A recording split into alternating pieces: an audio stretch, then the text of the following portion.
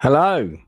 Well, the book is finished and I have been celebrating alone. That's a line that's used in the book quite a lot, actually. I went to see this film alone. No, there's plenty of good times when I went to see films with other people. Hello, how you all doing, chat? There's 8 people watching. That's quite a lot for a random impromptu stream that wasn't scheduled. Thank you for tuning in. Very much appreciate you being here. If you think I sound slightly inebriated, you would be correct. I am slightly inebriated, which means that this stream will probably be more entertaining than normal. Therefore, you should definitely stay and check it out. I'm just going to be talking a bit about the book I've just written. It is ready to go. It is going to make its launch date on Sunday. I've had all my notes back from the proofreader. I've had all my edits and stuff done. I don't know about this book. I don't know. I'm not sure if it's any good. I'm going through my Tom Cruise crisis of confidence moment presently. Really not sure if the book is any good. I don't know if it's. I don't know. I kind of, part of me thinks maybe it's going to land with people. You're all going to love it. Part of me thinks, are my stories really interesting? Are they going to bore people or what? But anyway, let's get into it. I'm going to tell you a little bit about what's in the book, and I'm going to tell you a little bit more than usual. So, okay, so Silver Screen Journeys is going to be dropping on Sunday. We're going to have the YouTubers movie quiz on Sunday. Who will retain the crown? We have a YouTube team lined up. This is 8:00 UK time. It's probably going to go on quite late, and then right after that, I'm going to be on the Diabolical Souls channel for the official American launch of the book, where he's going to be interviewing me about it, and we're going to do some stuff on there. And I think I'm going to give away a copy of the novel as well. I got the physical copies of the book yesterday. Absolutely fucking riddled with typos, of course, but a lot of them had already been corrected because my proofreader was already all over that. Don't ever publish a book without a proofreader. If you can afford an editor as well, that is the person who checks predominantly for repetition of information. The stuff that you have said in the book more than once or twice. Flav is tuning in. Excellent. I'm a little drunk and quite stoned, so all good. Now, I can do that in American, so if you're an American and you need me to do that in an American accent, I can redo that take for you. Did you ever catch your refrigerator? So Keith is probably referring to the fact that we had a 24-hour power cut yesterday. This could not have happened at a worse time for me. I've got a script that's due tomorrow. And of course, I have my movie quiz on Saturday. I'm about to start doing movie quiz questions. For those people who don't know, my movie quiz is an annual event. It occurs at my house every year. This year is the 27th year. 27th year. Let that sink in for a moment. So we are now in 2024. So the movie quiz started in, I think it was 1997 when I first moved back to London, was the first one. I've done a few in the summer as well, but this is the 27th year. So maybe it started in 98. I can't quite remember. It was in the 90s it started. Every Christmas, normally the first weekend of Christmas, a group of friends would gather at my house. I would show clips of my favorite movies, and they would be divided into 2 teams. And the teams who got the most questions right would win some money, and the teams who got the less questions would win more money often, because the prizes were scratch cards. So for those people who don't know what they are like lottery tickets. They're like random lottery tickets. You buy them at convenience stores or whatever, and they have prizes on them. And I would give like 10 big prize scratch cards to the winning team. Actually, back in the day when I had a bit of money, it was more like 30. And then the losing team would get like 10, 15 of the tiny ones. And I would hope against hope that we would get the big prize of 2 million quid. 50% of any prize over £1,000 goes to the house. So let's say we get a £2 million scratch card. We win £2 million on that scratch card. Well, 50% of that goes to the house. So £1 million of it would go to me, the quiz organizer. And then typically a team is consisted of 5 to 10 people. So let's say 10, nice round number. And let's say they win £1 million. So that would be £100,000 each divided up between the team. That's quite a nice sum of money. Do you know what? I would love that to happen one year. No, I'm a proud Anglo-Saxon whose family name is in the Doomsday Book, so English is fine. Fine. I need to say I'm rather drunk. Okay, Flav, I love you, man. You've not been in my channel before, so welcome. Thank you for being here. Amazon sells those gag scratch-offs, and they say you want 1 million. Maybe you should try those next year. Maybe. If you're tuning in and you haven't watched before, please put a comment in the chat. I will respond. You don't need to pay for a super chat. Martin Muses is here. Desert Phoenix is here. Desert. We need to do a gaming session at some point online. I remiss in my duties in that respect, but other things have had to take priorities. This is a good image I need to put up right now. Hang on. Let me let me put this image up right now. This is very appropriate. Hold on. Here we go. I assure you, officer, we thought we were going to a work event.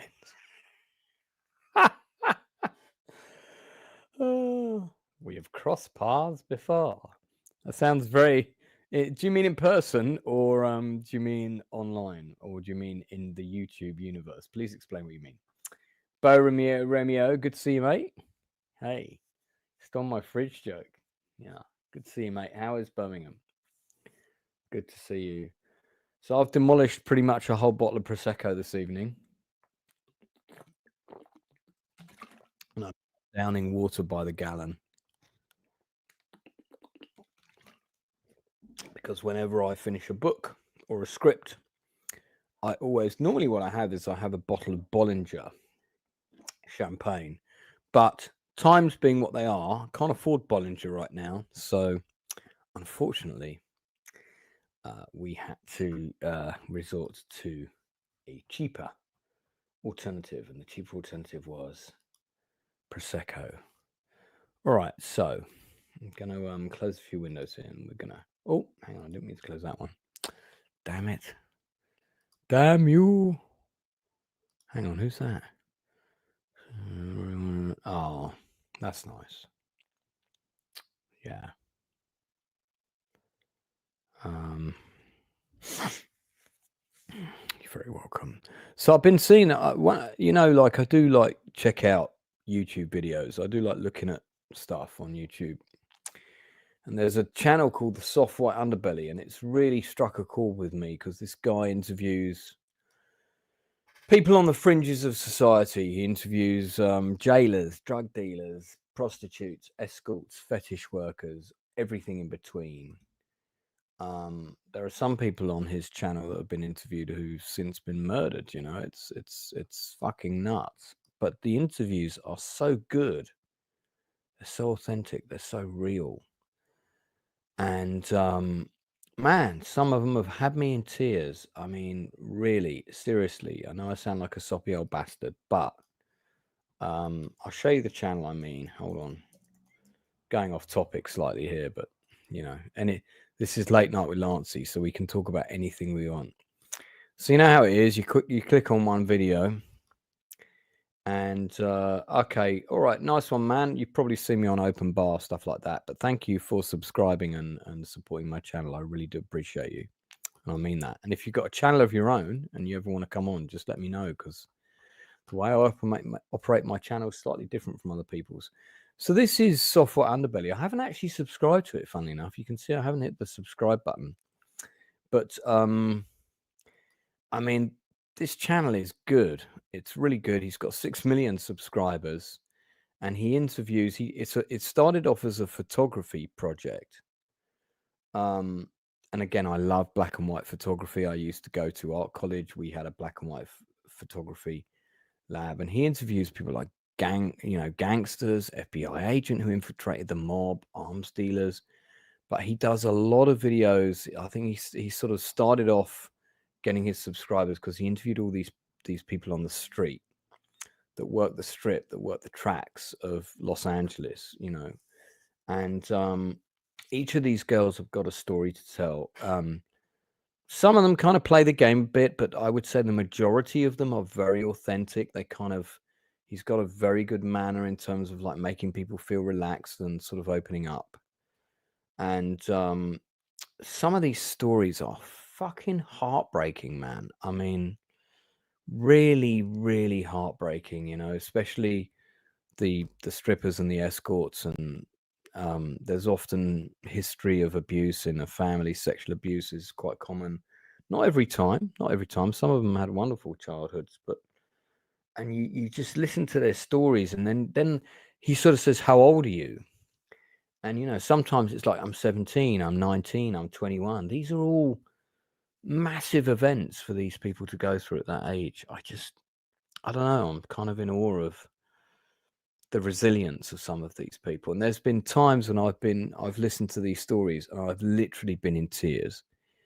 And I found some of the people he's interviewed on Instagram or wherever, whatever the social media they're on. And I've written to them and I've said, I've seen your interview on Software Underbelly. And, I can't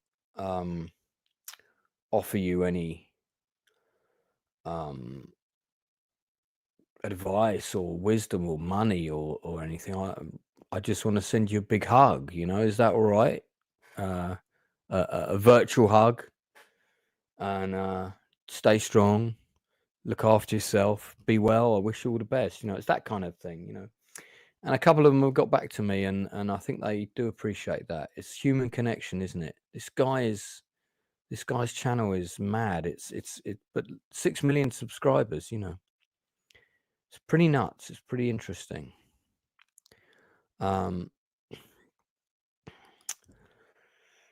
If this shizzle really moves you, look at the UK grooming gangs. Oh, I don't know. Fuck, man. I don't know if I want to. I know a lot about that stuff. I know there's a lot of stuff going on, especially with some of the Eastern European crime syndicates and stuff that are operating in the UK.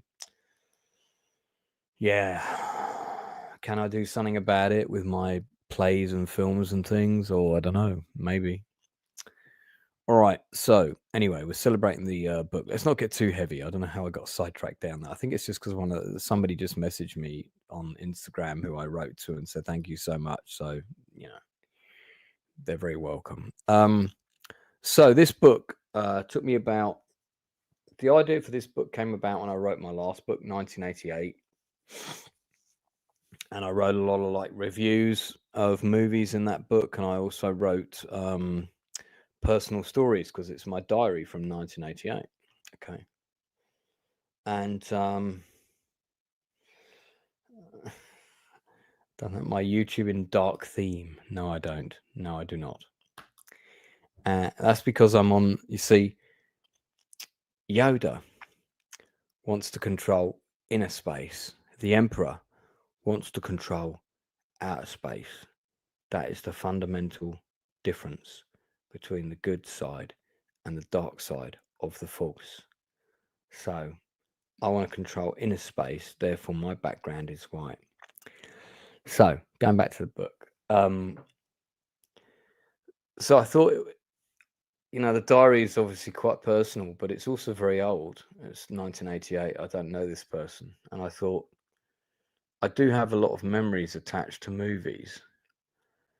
And I thought, could I do some sort of movie journal where I talk about the memories attached to the movies first and the movies second?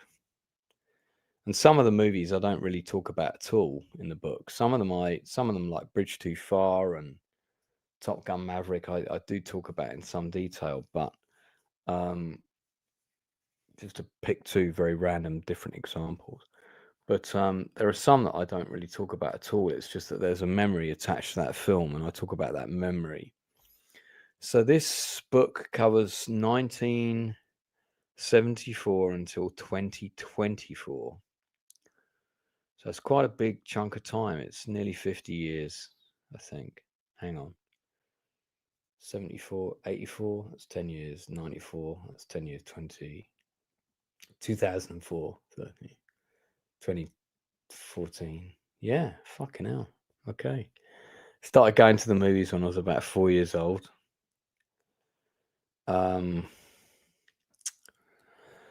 Have I covered the 88 film Off Limits? Hey, Toxic, are you not sitting down to a Thanksgiving dinner right now?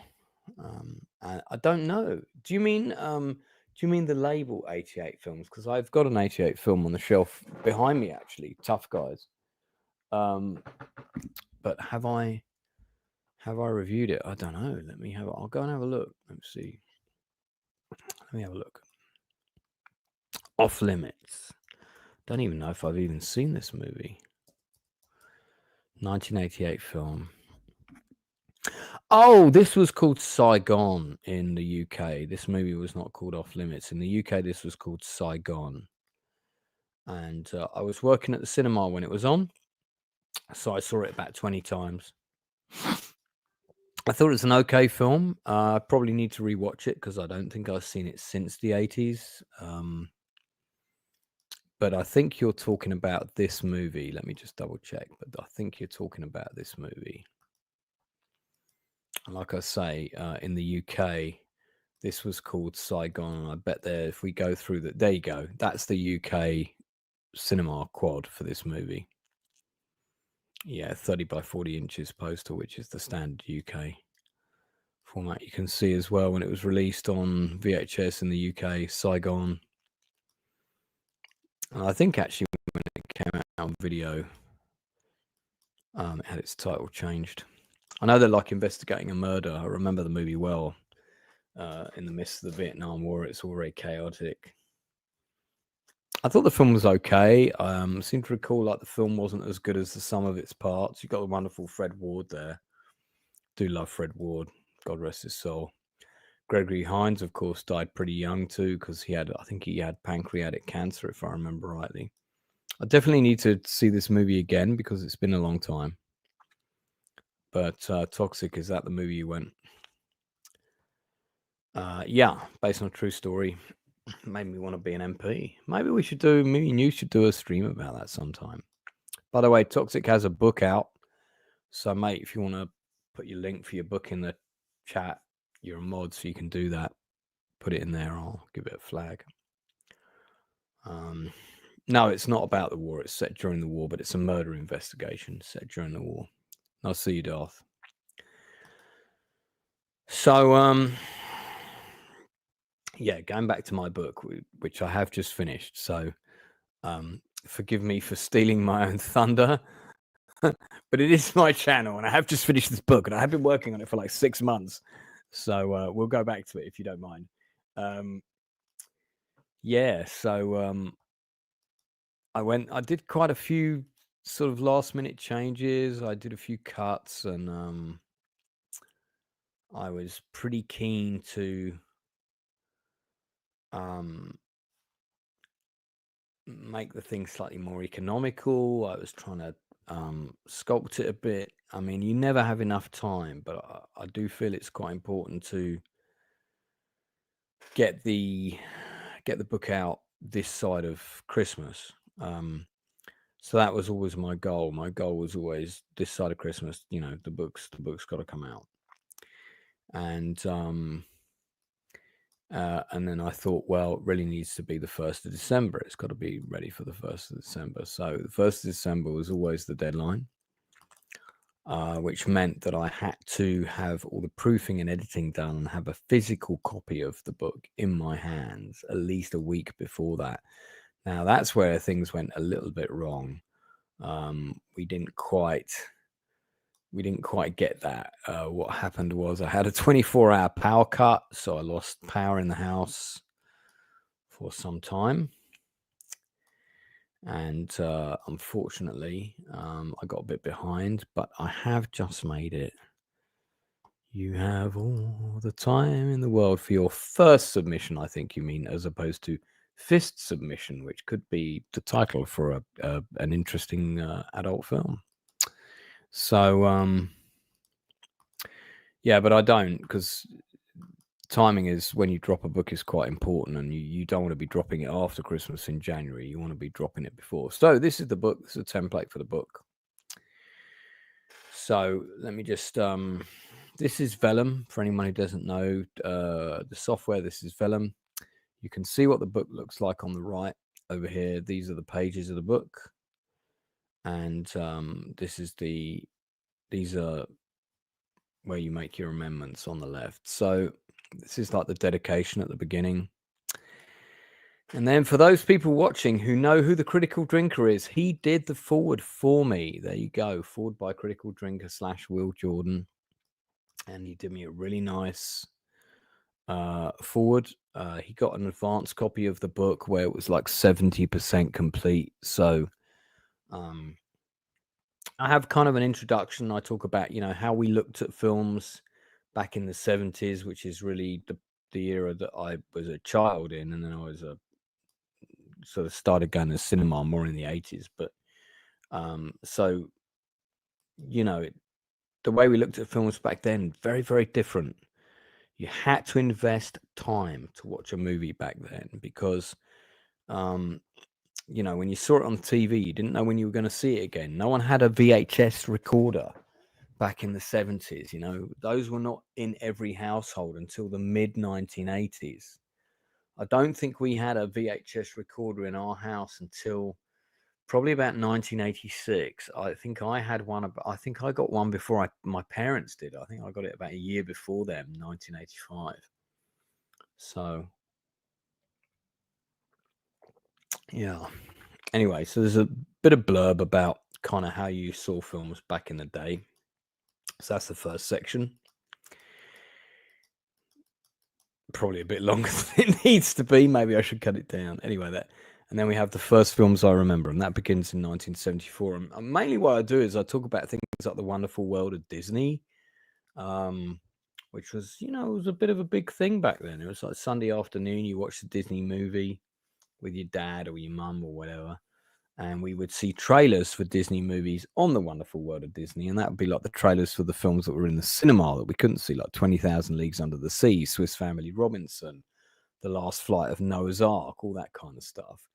101 Dalmatians, But they always had their kind of movie of the week. And one of the first ones I remember seeing was The Strange Monster of Strawberry Cove. Now, that was originally released in 71, but I wouldn't have seen it until about 74 or 75. And then The Whiz Kid and the Mystery at Riverton, which starred Eric Shear, who was in the Poseidon Adventure. It's kind of this cool movie. I saw a whole load of these other movies called animated classics. This is all on television. Bear in mind, this is all before I went to the cinema. And I'll talk about things like The Valley of Gwangi, Jack the Giant Killer. And this is all pre-cinema. And then it's 1975, 1976. That is the first time I went to the cinema. So the book then covers that. Let me have a quick look in the chat here. You were like, oh, these go to 11.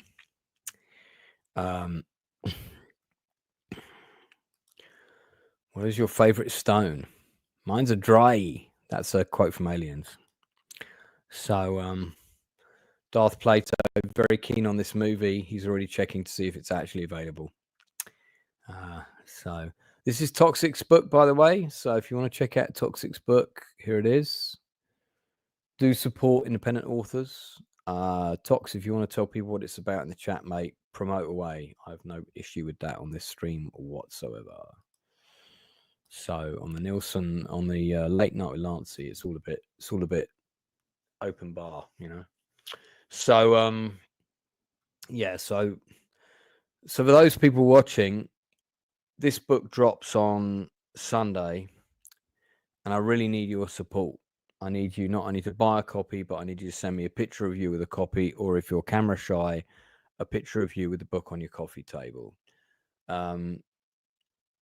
And I need reviews. I need reviews on Amazon. I need 100 reviews by New Year's Day. So the question is, can we hit 100 reviews by New Year's Day? Well, there's 13 people watching now. And if 13 people bought the book, and did a review each, that's already 10%, over 10%. Yes, I think it will be available on Kindle. I need probably another week to get the Kindle version sorted, but yes, it will be available on Kindle. It'll also be available in hardback as well. I'm going to get a hardback version. So, but the paperback will be out in a couple of days. So paperback will be out in a couple of days. So I talk about, like I said, I talk about my first experiences at the cinema, and one of those was to see Oliver the Musical, which is actually on the cover of the book at the cinema that I saw that at. Talk about Hannibal Brooks, A Towering Inferno, You Only Live Twice, It's a Mad, Mad World. Some of these I saw on TV, by the way, don't forget, and it will tell you where I saw them and when. The Land That Time Forgot. There's the poster of The Land That Time Forgot. Poseidon Adventure. That was a big TV event. The Italian Job, big TV event. You can see it says, watched with my parents on New Year's Day, 1976. Now, there's a wonderful site online where you can track down when films debuted and what channel and what time. Certainly for British television anyway. I don't know about American, but that's how I was able to pinpoint exactly when and where I saw that. And that was a great double bill because you had Italian Job on in the afternoon. What was on in the evening? The Longest Day. And then we also had Kelly's Heroes, I think was on same day as the Italian Job. So then we go into 77, 79. So you're talking like the Star Wars era. So obviously there's various films here. Kelly's Heroes, Willy Wonka, Jaws. That is the cinema I saw Jaws in, the Embassy, Esher High Street. That's it in 1978. That would have been it a couple of years after I saw Jaws. That is a picture house now, I believe. It is still there, I believe. And you can actually see, if you look at that, it's currently showing in that picture. It's showing Close Encounters of the Third Kind.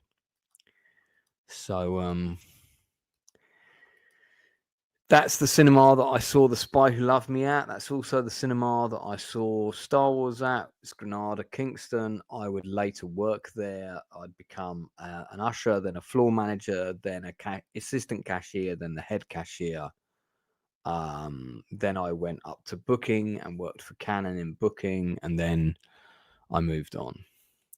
But yeah, so you hear about all these stories in the book. And there we have a whole section on Star Wars. There's always a quote before each film. All wings report in. That's the only quote that's in the book twice. Can you guess why? Good question. Yeah. Hey, Adam Gray's in the house. I saw Star Trek, Close Encounters, and Superman. Right. All three of these movies are in my book. All three of them. And I know exactly what order I saw them in. So, yeah, all three of them. Close Encounters I saw first. Then I believe it was Star Trek, and then I believe it was Superman. Yeah. So, yeah. So this is going to be out pretty soon, guys. I have the physical book here as well. It's actually in my possession. I would put the camera on, but I'm pretty wankered, so I'm not going to do that. Show you the book.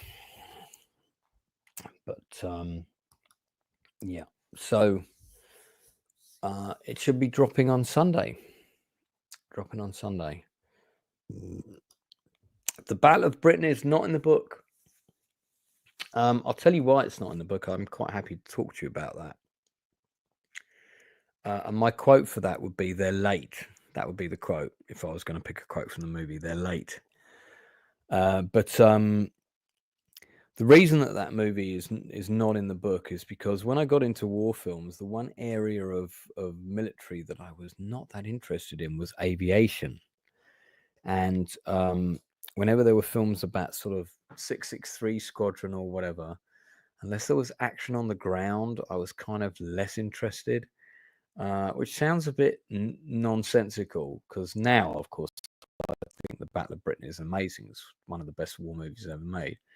But at the time, when it first came out, I was not that into it. And so I didn't. It's not in the book. And also, I don't have a memory attached to that film. I saw it.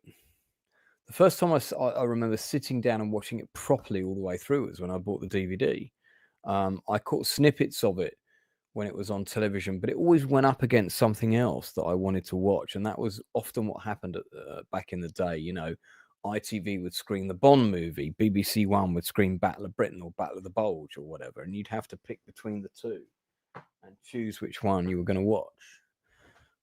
Just give me a sec, guys. I'm just going to pop a video on.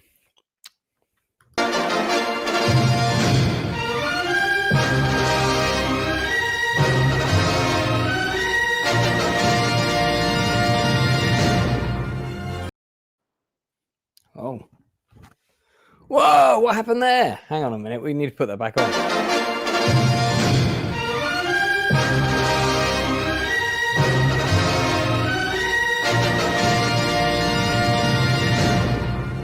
To bring a bottle of Prosecco entry fee and has instead brought rum.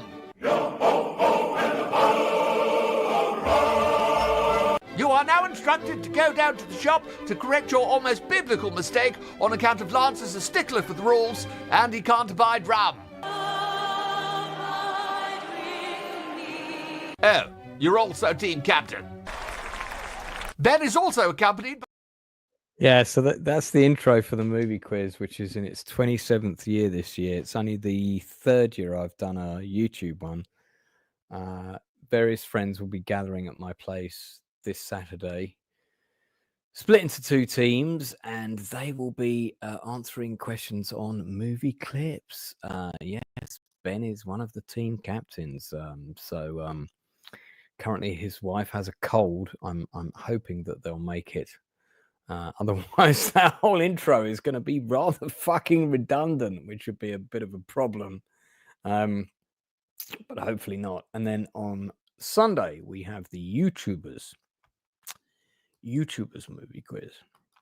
And all of the questions are going to be related to topics from my book. Yeah, so the various... films that are mentioned, things of that nature, are all going to form topics for the book. So yeah, I'm going to actually show you guys the full jacket for the book now. So this is the sleeve, if you like. That is a photograph of me with my father in the bottom left-hand corner. It was taken, I think, about in 2006. The cinema on the front is the old Odeon Surbiton, which was an amazing cinema. It seated about 1,500 people. And I only went there once and once only to see Oliver the Musical, which you can see is actually in the picture. So if you look at the back of this, which I will read out to you, using classical English in order to make sure you can understand me properly. Let me just enhance that for you. Hold on a second. Now we've gone all wonky. Wait a minute. Now we can't see everything. There we are. So we have a little quote from the drinker here. For anyone with an appreciation of the power of cinema, it's an evocative love letter to the magic and mystery of films. The critical drinker. So then the sort of main back blurb, as they call it in the industry, embark on a heartwarming journey of a life spent at the cinema, as large shares his personal memories and stories connected to over 101 movies from 1974 to 2024. More than just a movie review book, this personal journey delves into the touchstone memories that made each film unforgettable. From his very first cinema experience to his first movie date, to the last film he saw with his father. Through each entry, discover a lost, magical time of going to the movies, as Lance reminisces about the people, places, and memories that shaped his love of cinema. Oh, I feel like that should be worthy of an Oscar, that speech. Hey, Jacob, what's going on? Good to see you. So my book is ready, Jacob. It's going to launch on Sunday, and I'm just telling people about it, really. And I'm also rather inebriated because I've just celebrated finishing the book. Yeah, so there we are. I have been working my absolute arse off to get this ready in time for Christmas. You've no idea. And juggling sort of interviews and all of that. I've got 3 interviews lined up week after next, 3. And I also have been doing a script for somebody, which is a paid job. It's got a deadline. It's, you know, it's pocket change, but it all helps keep the lights on. And yeah, I mean, you know, so it's all go. Gary Banjo Sandwich Worthington says, "Hail, Outcasts Creative. Do you have trouble saying my name?" Yes, I do. Hail to the chat. Very good. We have people coming and going, but there's a steady core group of 12 people here. Hail to the 12. I feel we should form some sort of secret society and have a meeting. Yeah, so I mean, you know, you're going to learn quite a lot about me that's not publicly known. By the way, in this book, there are a few revelations in this book. There's nothing about the time Toxic and I shot that gay porno. That's another book that's coming. You know, it's called 50 Shades of Lube. That's going to come out in a couple of years. But no, there's some stuff in the book I've never talked about before. Some pretty personal stuff.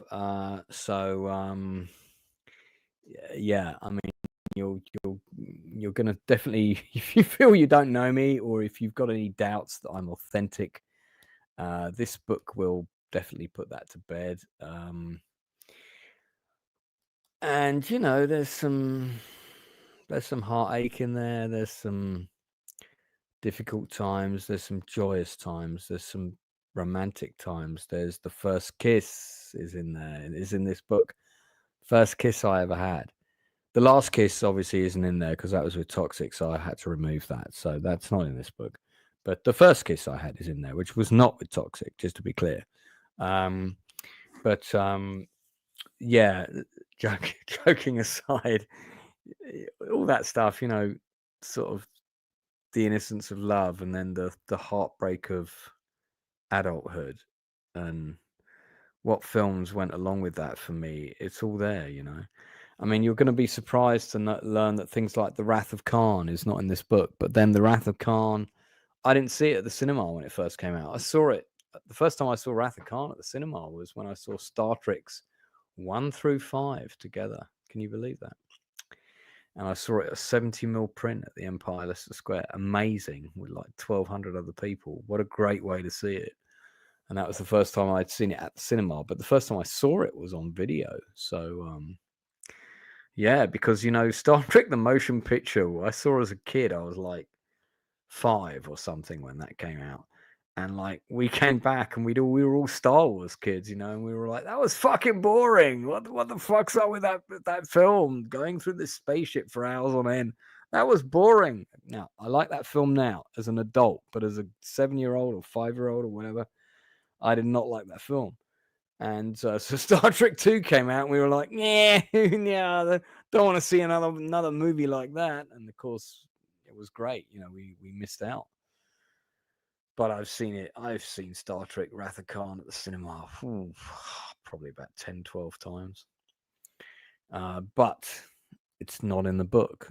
Star Trek the motion picture is in the book because we went to see it for my birthday. It was a big disappointment. The car broke down on the way. That whole story is in the book. You'll read about that. So look, anybody wants to ask me any questions, like, you know, what film is in the book, and so on, let me know and I'll get back to you. Well, I won't get back to you. I'll answer you now. If you have any other questions about it, just hit me up. And yeah, we'll get into it. What time is it? 20 to 1. I'm probably going to stay on for another 20 minutes and I'm going to go and do some movie quiz questions. So fire away. Sorry, just taking my vitamins.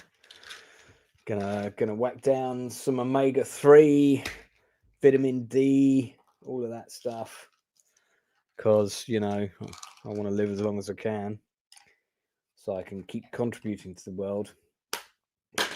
And obviously, if I departed too soon, Toxic would feel bereft. No, I wouldn't want to inflict that upon the man. So, do you have a top 10? Okay, all right. What's your favorite movie theater snack? All right, okay, we've got some good questions coming up here. This is good. This is good. Yeah, I'm going to answer all of these questions. I am going to answer all of these questions. All right, hold on. Sorry, I'm just getting my. Now I've committed now to taking the vitamins, so I'm gonna do them all now. I've had a couple of them. Got the magnesium here, omega-3, vitamin D. And then Toxic sent me this one called My Spume. I don't know what is that? Not sure. It's frozen though. So, but it's shaped like a lolly. Very tasty. All right. For all those kids watching, don't drink a whole bottle of prosecco before you do a stream. All right, let's have a look at these questions. So, is The Doors in the book? No, it's not. I never saw that film at the cinema. I saw bits of it at the cinema because it was on when I was working at the cinema. Didn't care for it, I'll be honest. Not a fan of The Doors generally. So no. Now, this is different at different times. So originally, it was the original recipe of Butterkiss popcorn. So that was the popcorn that came in the bag. Butter toffee popcorn. They changed the recipe in the early 90s. It got this very horrible sort of artificial taste. Didn't like it. They changed the size of the bags. You can still get it, but it's not the same. Don't like it now. Then when I went to America, of course, you guys have different confectionery. You've got like Milk Duds and Twizzlers. Twizzlers was always the thing I got, and I got those that red licorice chewy stuff. I always like that line in that Woody Allen movie. I forget which movie it is. It was like, great, let me get some Milk Duds so I can finish off my remaining teeth. Do you have a top 10? So no, because this is not one of the things I say at the beginning of the book is this is not a book on film criticism. So there's no top 10, there's no top 10 favorite movies, because if I was to list my top 20, let's say top 20 movies of all time, right? I would say probably 10 of them probably are in this book. Some of the ones that would be in that top 20 list that are in this book are Heat, The Untouchables, Bridge Too Far, Longest Day, I'm trying to think of the ones that Dead Poets Society, that'd definitely be in the top 20. Marine, French film in 2 parts. Some people mispronounce it, call it Mesrine. It's Marine. So they would all be in my top 20 films, and they're also in the book. But like, I think one of the films that's not in the book, even though I did have a story about it, but I couldn't include everything. Scent of a Woman, great film. Got a little bit of a story about when I saw it at my favorite cinema, but the other stories that are in the book are better. So remember these voice volume settings, they sound great. I'm practically chewing on the mic. No, I've never been kicked out of a theatre. I have walked out of a movie, though. I walked out of one movie, and I've wanted to walk out of another. So the movie that I walked out of was Mel Brooks's Dracula Dead and Loving It. I just, I watched the first 15 minutes and I was just like, this is just not funny. I didn't pay to get in because I can't remember why I didn't pay to get in. I think somebody I knew was working there or something. No, God, it was there, but it's gone. Anyway, I didn't pay to get in. If I had paid, I probably would have stayed. So no, I've never been kicked out of a theatre. I've kicked people out though.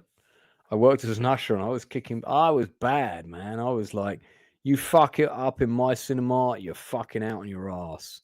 and I used to go down and I would talk to the audience and I would say, ladies and gentlemen, the film's about to start. I will be sitting at the back. We've got some people in the audience who I think are going to try and make some noise. If they make some noise, they'll be fucking out on their ass with no refund. Come and see me, they'll be gone. And I used to get like fucking rounds of applause for doing that speech. You can get away with that now. You get knifed, you get killed in the car park. Wormy Spoons is the fountain in there. I love that movie. Still trying to figure out the end, but would have been awesome on the big screen. Again, no, I have seen that movie, but it's, you know, these are films that are attached to memories. And this is a book about the memories attached to those films. It's about the memories first and the films second. I'll pull up a section in a minute and I might read it out. Worst cinema experience I ever had. Road to Perdition. Funnily enough, it's not in the book, although I do mention the incident in another movie. So we went to see Road to Perdition at the Odeon Holloway, and we were about 30 minutes into the movie. I kept hearing somebody talking on their phone, and I sort of was looking around and I could not see this person, but you could hear them. And you know, you got that sort of football stadium thing where you kind of walk up the stairs and you come out the tunnel and the seats go up behind you and the seats go down in front of you. It was shaped like that, the cinema, the auditorium. And what it was the member of staff, the usher himself, this guy, probably about 35, mid-30s, maybe older. He was on his phone, sitting on the stairs, fucking talking during the film constantly, right? And when we came out of the movie, because he was on the phone on and off the whole time, I really should have included this actually, because as a detailed story, it's quite a fun story. I walked down the stairs in a bad mood with my friend, and I was like, someone fucking ruined that film, you know, because you hear someone talking, it takes you out of the film, right? And of course, it was the guy that worked there whose job it is to keep people quiet. Like, what the fuck? This is back in the day when they still had an usher in every screen. And the woman in front of me who was coming down the stairs went to this guy because he was on his phone. He was holding the door open to let people out the cinema, and he was on his phone. I shit you not, okay? And this woman said to this guy, I don't think you should be on your phone. I went, oh, do you? And I went, I agree with her, actually. You were talking all the way through the movie. You were on your phone. You shouldn't be on your phone, mate. You fucking work here. I didn't say I didn't swear. I said, you work here. You shouldn't be on your phone. And he went something along the lines of, I don't care what you think, this guy, right? He's quite a big guy, quite an intimidating guy. When he said that to me, I was like, oh, dear, oh, dear, oh, dear, oh, dear, oh, dear. You did not just say that to me, mate. And I was like, I went out of the screen. I demanded to see the manager. He's gone home. Who's the most senior person here? So I went to see the senior usher. That guy spoke all the way through the movie. He was on his phone during the film. Loads of other people heard me, by the way. They all complained as well. And I said, when I complained to him, he spoke back to me. He was extremely rude. And what's the name of your manager? And she told me. And I said, right, I'm coming in to see him tomorrow. And what I did was I wrote a letter, actually, and I didn't go in to see him, but I wrote a letter to him, and I wrote a letter to Odeon head office about this guy. And about 7 other people complained, including the woman who he was lippy to. And he was fired the next day. He lost his job. He was fired the next day. What the fuck, man? What did you think you were fucking doing? He was fired, you know, rightly so. Do you still enjoy going to the cinema? More or less the same. Okay, so this is something I talk about in the book at length. And I probably should let you read the answer in the book, but the short version is I enjoy going to the cinema less than I used to. I hate going on my own. I know some people like going on their own, And there was a time when I didn't mind going on my own, but I hate going on my own now. I don't like it. Because if I'm on my own, I start thinking back to the times when I used to go with my ex-wife. And one of the things you need to understand about my relationship with my ex-wife is she was my best mate. We were proper tight. What happened, but we were always proper tight, and we cared about each other a lot. Even when things were going wrong, we cared about each other. And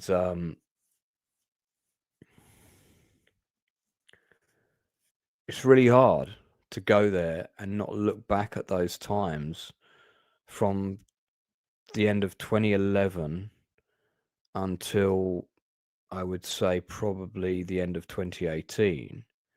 I never went and saw a film without her, unless it was an industry screening and she didn't want to go. And you know, and she was a movie buff. She loved films. She really did like films, and we liked a lot of the same films. Not all the time, but we liked a lot of the same films. And we would have those conversations, and I miss that. And I've been single for 6 years now,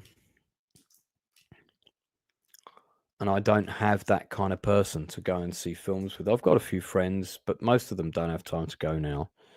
So if I go on my own, I can't help but look back at the things that I've lost and the experience. See, for me, and I talk about this in the book at length, for me, going to see a movie, it's 50% about the movie, but it's 50% about the shared experience of seeing the film. And it's the shared experience that I fucking miss. And sometimes I have that and I go with a friend and it's there and it's fun, you know. But and I've had other partners. I've had other friends that have gone to the cinema with me, but me and Alison, I'm going to use her real name. Me and Alison, we would really talk about films, and we were really into films.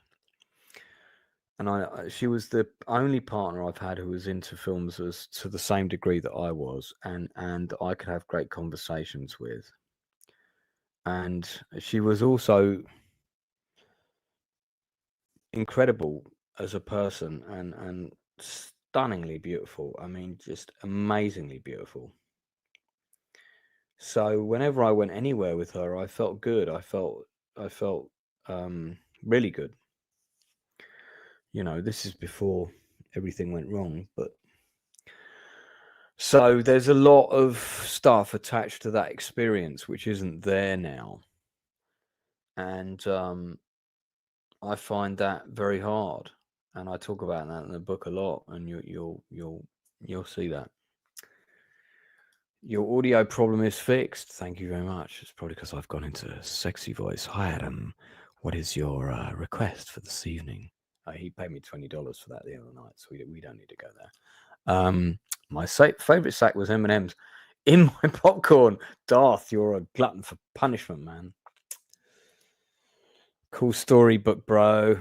I'll read in my undies. I'm not sure I want to visualize that. The impetuousness of young love. And yeah, don't forget the vitamin D. Eat at your own risk. Darth, you freak. Yeah. All of those you've mentioned are bangers. That's normally my phrase for music. Keep these questions coming. I'm enjoying this. There's 13 people watching. Any more questions you have, I'll answer them before I go. Never got kicked out. I've snuck in. Oh, so one time I paid for one ticket in America to see one movie, and I went and saw 5 movies. I just went from one screen to the next, to the next, to the next. It was great fun. Darth, I got kicked out of a movie once because the guy next to me was farting. Okay. I plan to exhibit M&M's in odd lighting one day. Just rambling now. I want chocolate. Okay, you guys are strange.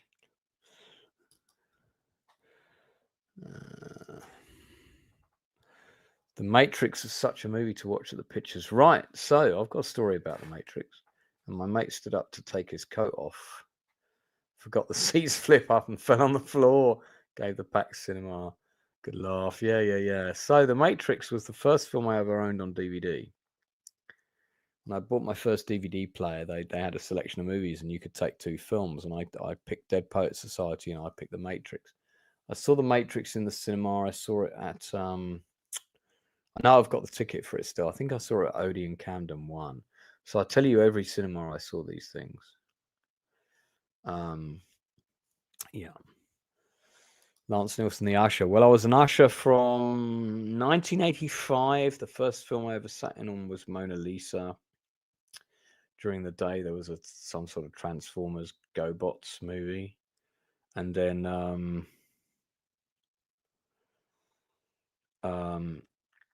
yeah, I was well underage, and I was like, suddenly I was the usher in an 18 certificate movie, and I was like 15. That was pretty funny.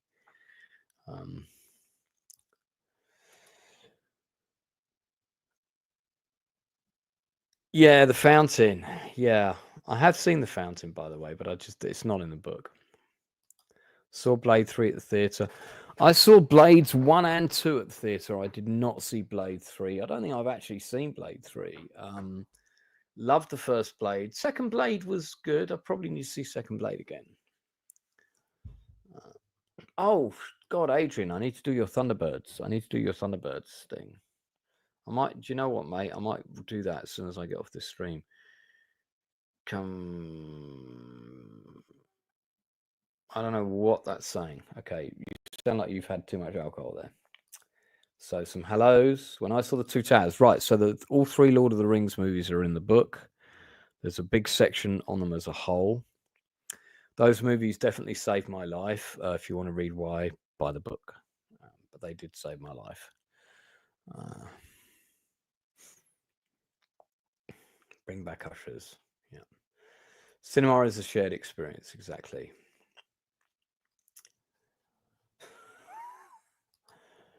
Lance the usher. If he wants you, he'll get you. I remember the first girlfriend ditched me. I went to see a few movies on my own. It was hard. Like, mate, you're going to relate to this book in such a massive way. I tell you now. While your questions are still coming in, let's talk about someone in the book that I've done a dedication to. There are 2 mini dedication sections in the book itself. One of them is to an actress who is no longer with us. I'm going to see who can guess who this actress is. So this actress died in her 40s. When she first hit the screen, she co-starred in a movie with Ethan Hawke. Can anyone guess who I am talking about? Those are your first 2 clues. She died in her 40s. Her first debut major feature film, co-starred with Ethan Hawke. Anyone?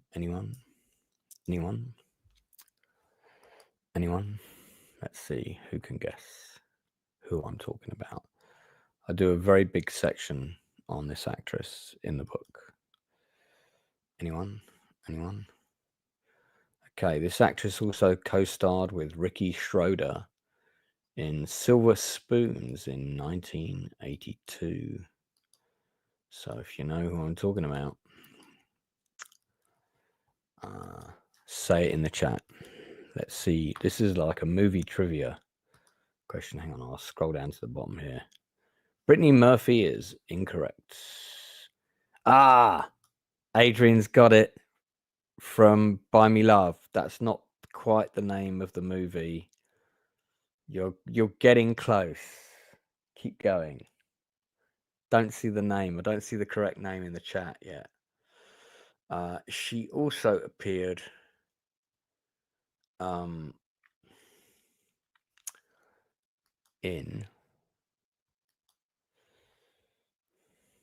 she died in 2015, by the way. First appearance was as an extra in Annie. Last appearance was in a movie called The Wind Runner or Wind Runner. So, do you know who I'm talking about? Anyone? Let me know.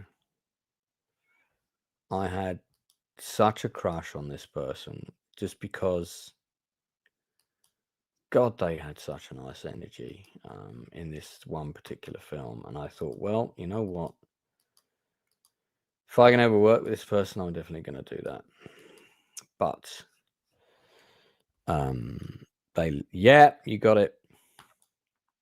Adrian scores, mate. You need to come and do the movie quiz, 8 o'clock UK time on Sunday. I'll get you on. We are talking about Amanda Peterson. Would you guys like to see what I wrote about Amanda Peterson? I'm going to read it out to you, actually. Let me find it in the book and I'll read it out to you. I will find it. Hold on a second. Yeah, her death was an absolute fucking tragedy. And this is a very good example of Hollywood not looking after their own. In chapter 6 of the book, which covers... Oh, hang on. Might be chapter 5, sorry. Chapter 5 covers 1985 to 1987. Might be in chapter 6. Chapter 6 is 88 to 93, and I think Can't Buy Me Love came out in 88. Let me just find the relevant section in the book, and I'll read it out to you guys. So, because anything that's connected to a memory, and that a lot of these films have stolen time from me, and that sounds negative, but what I mean by that is they've made me interested in something, or I've investigated something. Like JFK got me very interested in the JFK assassination, so I spent a lot of my time researching that, for example. And that's a film stealing time from my life. I'm not saying it's a bad thing, but it definitely stole a big chunk of time. Damn, why can't I find my section on Amanda Peterson? It's not where I thought it was. Let me just check on the release date of this movie. It is 1987. Okay, I'm in the wrong chapter. Sorry, guys. It's 1987, so let me find that section. Here we go. I've got it. So I do a vignette about when I went to see Can't Buy Me Love. I went to see that film on my own, by the way. I'd just broken up from my first girlfriend. And I saw nothing in common with Tom Hanks and Hector Alonso and Can't Buy Me Love within a week of each other in the exact same cinema screen. In 1987, this would have been towards the end of the year. It's probably around September, October time. So I do a big spiel about both of those films and the memory attached to them, and then I do a footnote. And there's not many of these in the book. There's not many footnotes in the book. So there's a couple of them, but there's not many. So I'll read this out to you guys. I want to say a few words on actress Amanda Peterson.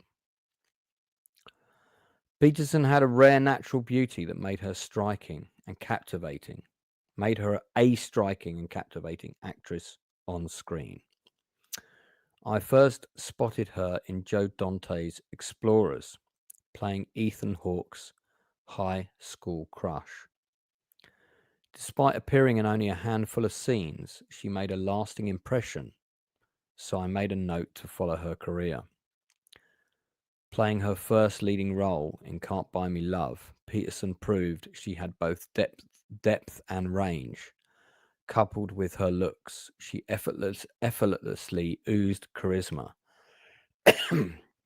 Playing Cindy Mancini, you couldn't help falling in love with her just a little bit. I caught her on a couple of TV shows, but after that she seemed to disappear. But Can't Buy Me Love was my go-to rom-com film I'd pick for date night. So I would often find myself wondering what became of her. This is where this gets a bit difficult. So, sorry, I'm not quoting on that bit. During her early years in Hollywood, at just 15 years of age, Peterson was raped by a male producer twice her age. The name of this person has never come to light. but I hope karma has not treated them kindly. In 1994, Peterson returned to her hometown, leaving her acting career behind. Peterson was married twice, had 2 children, was twice divorced, and in later life she struggled with drug addiction. Becoming aware of her circumstances in 2011, I made several attempts to contact Peterson via social media, all sadly to no avail.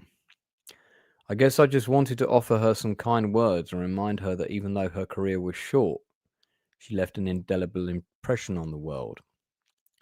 Sadly, I never got to say that to her, as she tragically died in 2015 of an accidental overdose, aged just 43. Amanda, to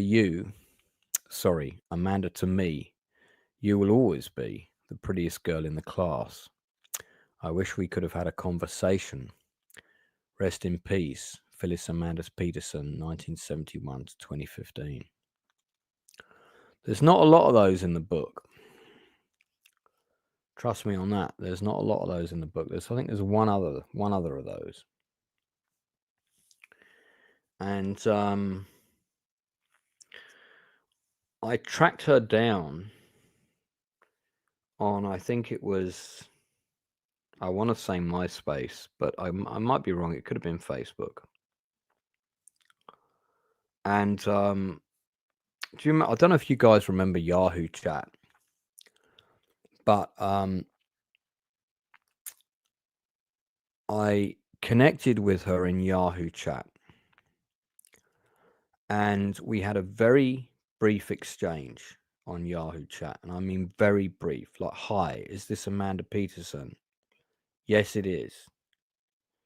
I've been trying to find you. Are you the Amanda Peterson who was in Can't Buy Me Love?" "Yes, it is." And I think that was about it. I can't remember what happened, but for whatever reason, that conversation went no further. Now, at one point, Yahoo Chat was removed. It was defunct. And I wonder if that was it. And it just, you could see when a person was online, and yeah, it was tragic. No, I haven't seen your Thunderbirds book. It better not be out yet, because I haven't written my forward. Yes, that's exactly that's exactly the story. I mean, I watched it right after I'd been dumped. And I mean, if you watch her in, Patrick Dempsey is I think he's about 7 or 8 years her senior in that movie. He's an experienced actor. She's green by comparison. This is her first major role. And she not only holds her own against him, I would say that there's a much more authentic, raw energy to her performance than his. He's an actor. She is embracing the part and selling it to us. She is selling every person in the audience. I'm not only the best looking girl in the school, but guess what? Underneath all that crap, I'm actually a really nice person. I saw a picture of Amanda. It used to be on her Yahoo Chat profile, and it was a picture of her holding a California king snake, right? And I remember that from the Yahoo Chat that me and her had. And I mean, I didn't put anything about the conversation in the book, because the conversation was so brief and it didn't go anywhere. I wouldn't really call it a conversation. All I did was confirm it was her, and then we never spoke again. And man, she had been through a lot. She looked probably twice her age. Yeah, I mean, whatever she was into, she'd hit it pretty hard. I always thought if I could have just got her on one call and had a sort of meaningful chat with her, maybe I could have done something. I don't know. Anyway, no point. no point carrying that around, is there? But very good film. I talk about this film in the book, and it's a great movie. Courtney Gaines there. I don't think Patrick Dempsey ever made a public statement about Amanda when she passed away. I mean, it's not that he's obliged to do that, but yeah. Man, yeah, that was really sad.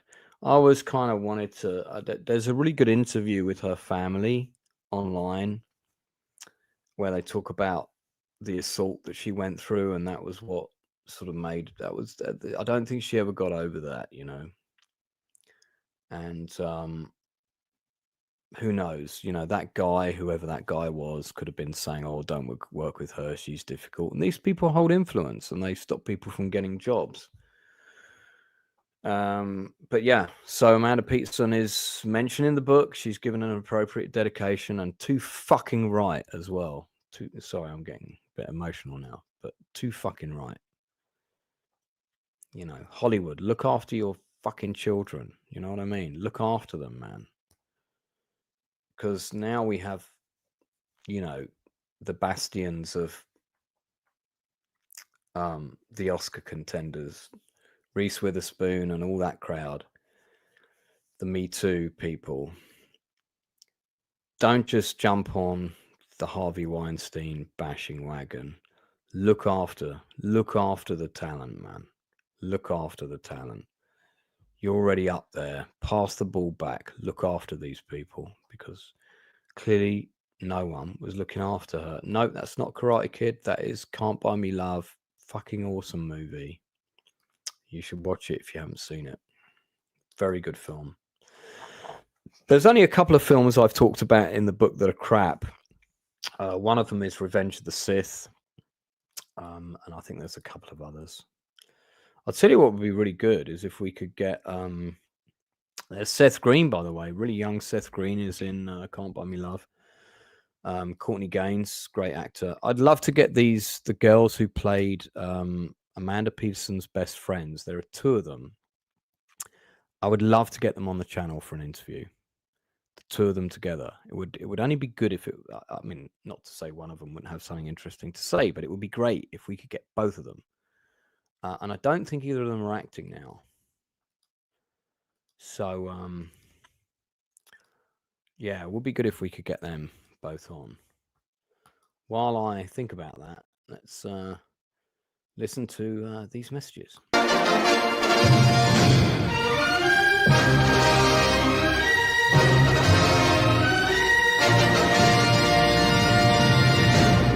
there yet, but you know, allow me to go to the toilet.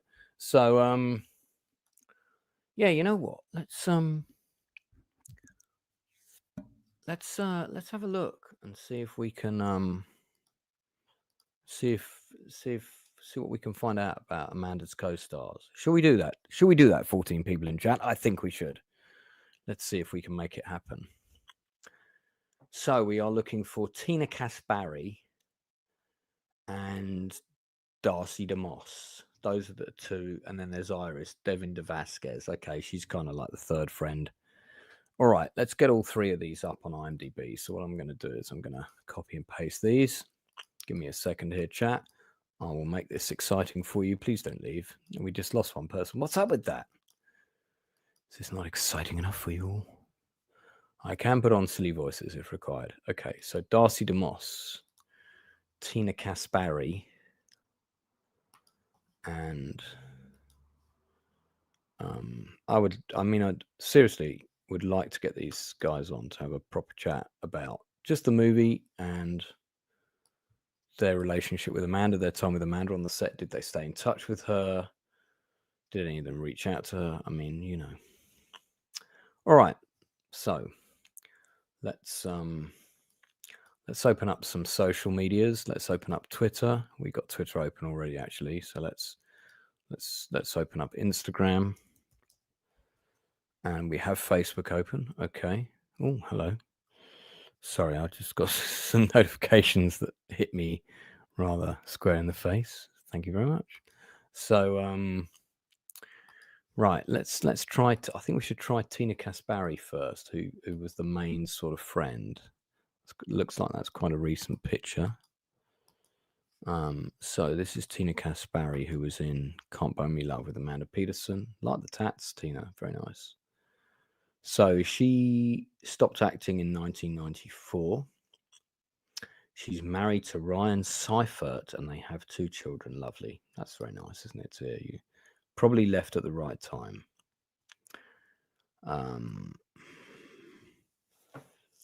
So there's a bit of blurb. So what we could do is we could also try and trace her husband. Is this all a bit stalkerish, by the way, guys? I don't know. I don't think so. We're just trying to find if we can get someone on.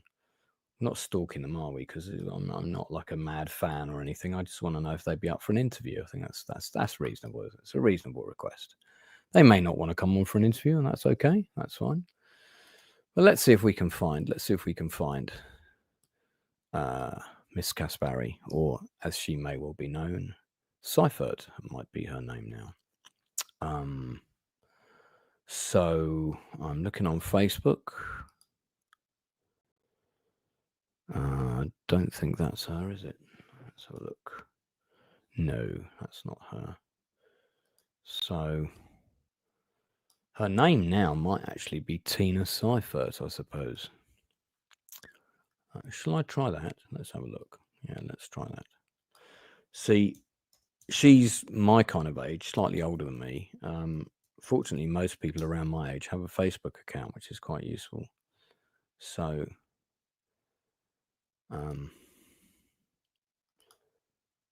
let's have a look. No, that's not her, I don't think. By the way, if anyone wants to help me with my search, please conduct your own searches. We're trying to see if we can locate a means of communicating with Tina Caspari, who played Amanda Peterson's best friend in Can't Buy Me Love. Maybe we can invite her on for an interview, is the thinking here. I'm not sure she's under the name Tina Seifert, so I'm going to try her actual name. Maybe, a lot of people keep their names, don't they, sometimes. So let's have a look, see if she's got a Facebook page under that name. I'm doing Facebook searches at the moment, by the way, guys. We have several. We've got 3, 4 Tina Casparis on. Okay, maybe slightly more. There's one in Phoenix. Oh, I found her.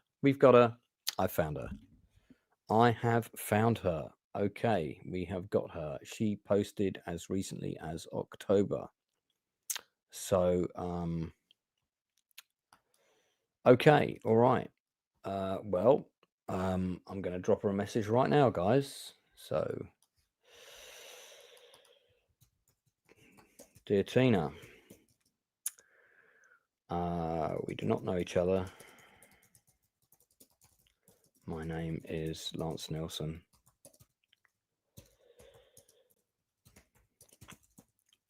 Christ's sake. No, I'm not saying that. I'm just making some spelling errors. I am a film director and award-winning playwright from London.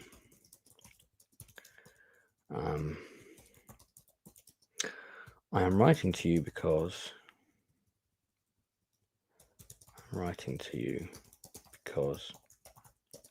I have a book coming out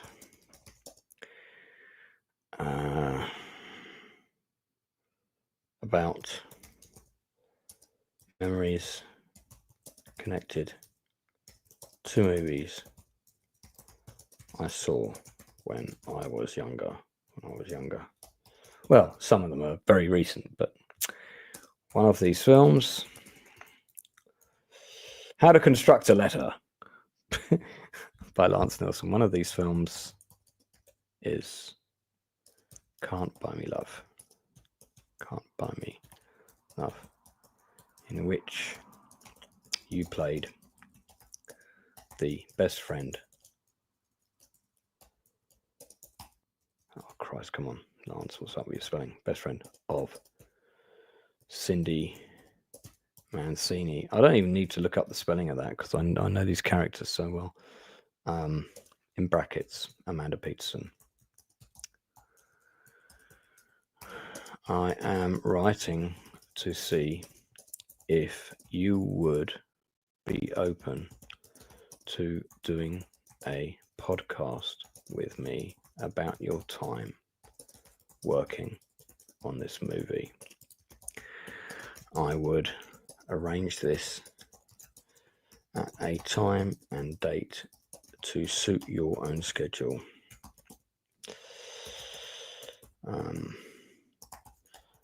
And of course we can talk more about it beforehand. If you prefer to contact me by email, my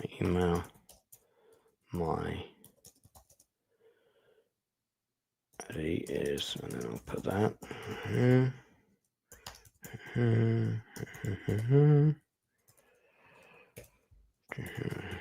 .com. I will send you a friend request, not for you to accept it, but so you do not miss this message, which I am aware will go into the other inbox. Thank you so much for your time, and I do hope we can sincerely make this happen. Lance Nielsen, London, UK. Okay. Yeah, I guess that's it. Let me just read back through it to make sure there's no horrible grammatical.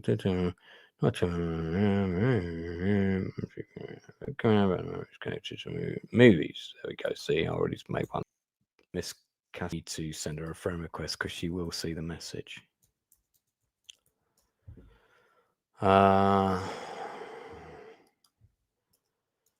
We have some friends in common.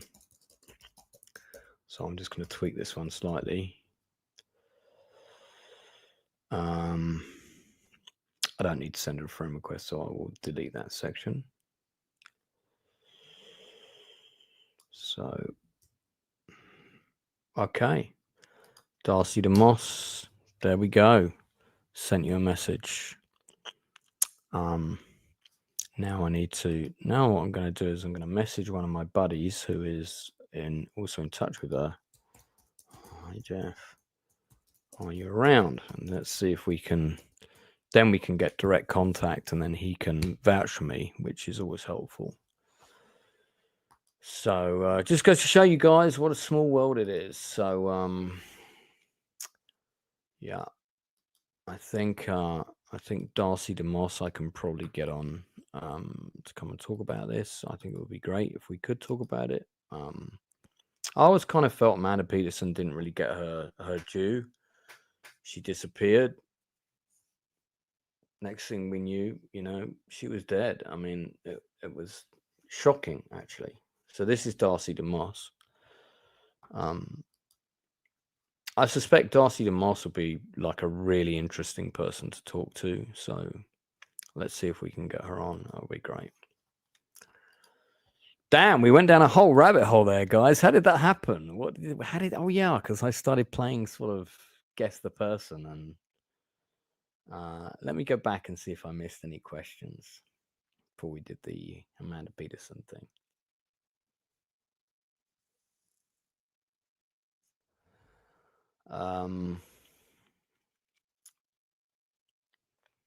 Okay, so yeah, there's another question that I missed. Was it a deliberate choice to make the cover black and white, or is it to evoke the silver screen? That is a very good question. It's the answer to both of those questions is actually yes.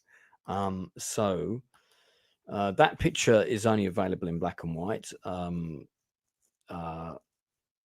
I managed to track down a photograph of the Odeon that was taken by my father when we went to see Oliver the musical.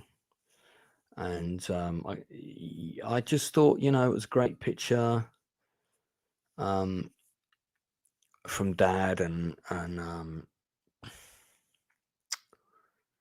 just thought it was, it's the first cinema I went to, so you don't see them like that anymore. You don't see them with that sign, the Odeon sign, like that anymore. And it starts in 1974, so I think that, one of the things about the book is that the way we see movies now and the way we saw them then is very, very different. Very, very different. Thanks for that, man. I really appreciate that.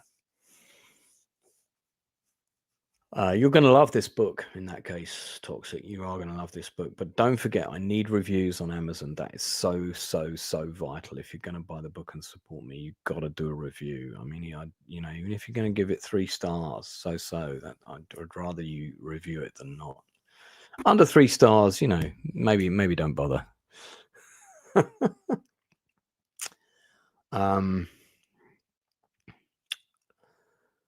you ever see a movie that didn't finish? That I didn't finish?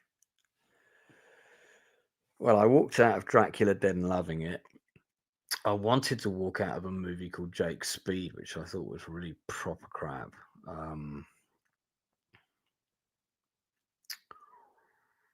But no, I don't think so, apart from that. I mean, I've watched movies that I've thought, God, when's this going to end? I mean, there was a Pirates of the Caribbean 4, 5, whatever, The World's End, I think it was called. Fuck, I couldn't wait for that to end.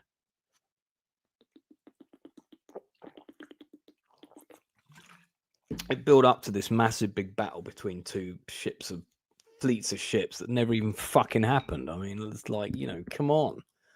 And then they just had this stupid fight in this whirlpool. Oh, God, a terrible film. It's like a big build up to nothing. Okay, so any more questions for me about the book? We answered that question about Karate Kid. That was from Eternal Sunshine. Was up at the time. Probably was the distorted Need Your Loving playing over Jim Borley balling at the wheel. Painful memories are quite hard to erase, man.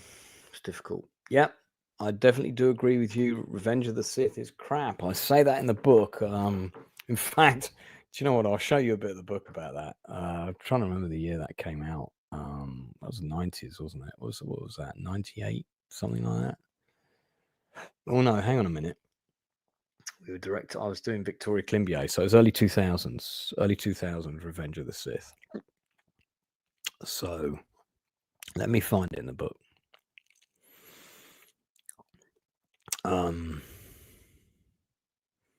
That's my section on Lord of the Rings. Castaway with Tom Hanks is in there. Human Traffic 54. Bat Studio 54. Saving Private Ryan. Of course, that's in there. Armageddon. Saw that with my dad. Castle. The Castle. Titanic. Das Boot Director's Cut. Boogie Nights. Starship Troopers. Huh. Okay, maybe it's in the next chapter. Let's have a look. Sometimes in April. Downfall, Big Red One. Here we go. Star Wars, Episode 3, Revenge of the Sith, 2005. Okay, yeah, just forget the years, The prequels are crap. I could not agree more. They are dire. Yes, I agree. I agree with all of these things about the prequels. Adrian, I thought you'd left already. You may have, in fact, already left because I'm now going back. Now I need the toilet. Yeah, okay. Keith is still here. Very good. I read in an interview the original trilogy was being made. One of Lucas's team said they didn't want Star Wars to become like Bond movies, and I think they're wrong, really. Right, let me show you what I wrote about Revenge of the Sith. what I wrote about it was very little. So this is the section here, right? So if you hold on, let me get to the document. Right, so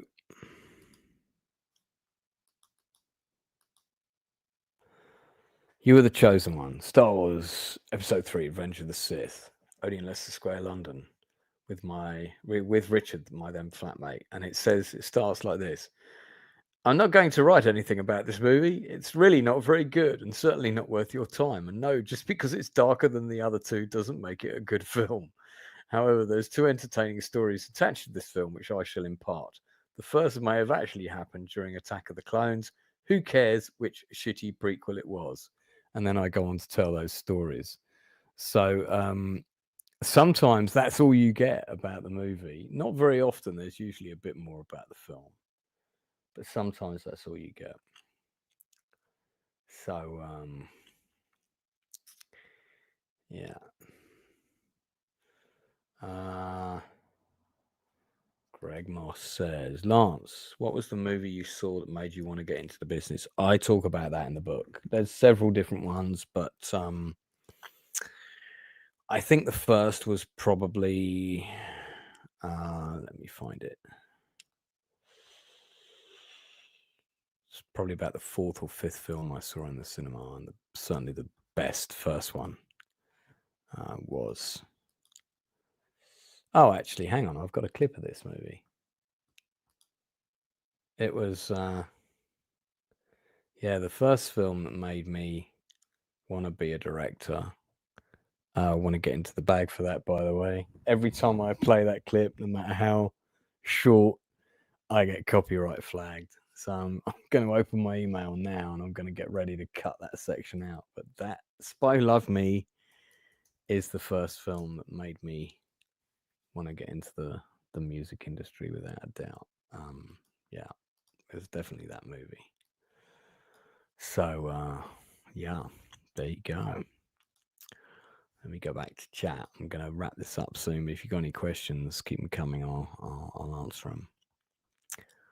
I wanted to walk out of Blair Witch and Crystal Skull. Oh, no, Blair Witch I kind of liked because it was kind of original. It was the first found footage movie.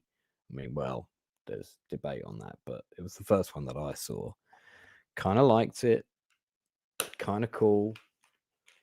Liked what they did with it. Crystal Skull, fuck me. Yes, I wanted to walk out of that film. That film was dire beyond belief. I walked out on a few movies. South Park, Mark II, Titus. The South Park movie was all right. MK2, is that Mission Impossible 2? What is MK2? By the way, if it is Mission Impossible 2, I fucking love that movie and everybody hates it apart from me. Yeah, Star Wars was pretty soon after that. I could put it down to 3 films really. Spy Love Me, Star Wars, Bridge Too Far. Without a doubt. Mortal Wombat. Yeah, I remember that. I remember Mortal Wombat. So, well, we have one lady left from the Can't Buy Me Love trio of friends. So I'm going to see if we can find her as well.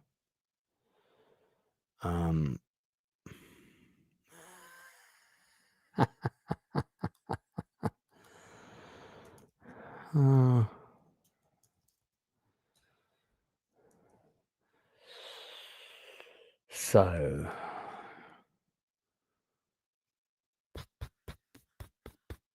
that's brilliant. Love it. Love it.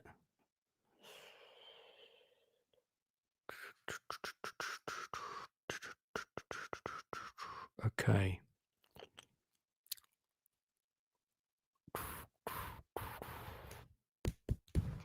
That's pretty interesting.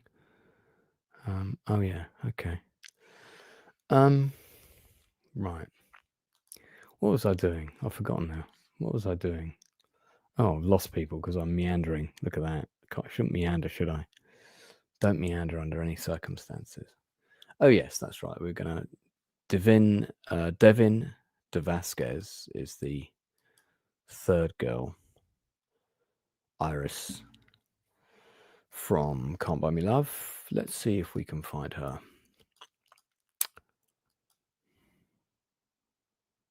Yep, I have found her. We have 4 friends in common. She is now a producer. Oh my God, yeah, friends with Jeffrey Byron. So, well, you know what? I'm going to drop her a message. Let's see if we can get something going there. So, I will send her the same message as the others.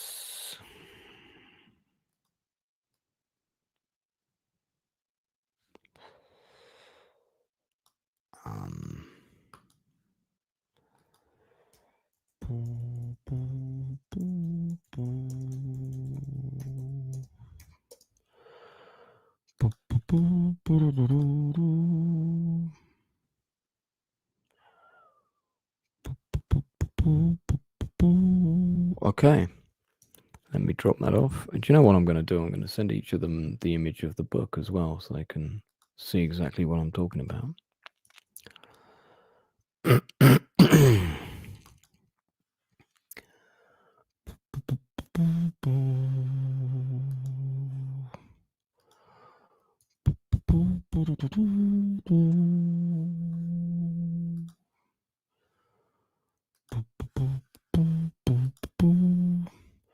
Well, none of them have seen it yet, which surprises me because they're all on American time. So it's not too late where they are. It's 1:45 here now, so I'll be wrapping this up now. Alrighty, I guess that's it. Yeah.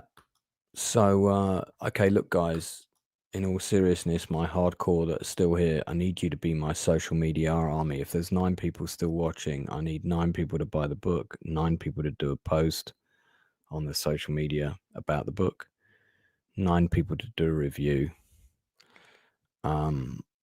Yeah, and whatever else you can to plug it. This means quite a lot to me. I'm having a bit of a crisis of confidence about it. I don't know if it's actually any good. But yeah, Revenge of the Sith, the projector broke. I talk about it in the book. Revenge of the Sith. And that led to a whole thing, which you'll get to read about. Team America is not in the book, but I had a lot of fun watching that film, though.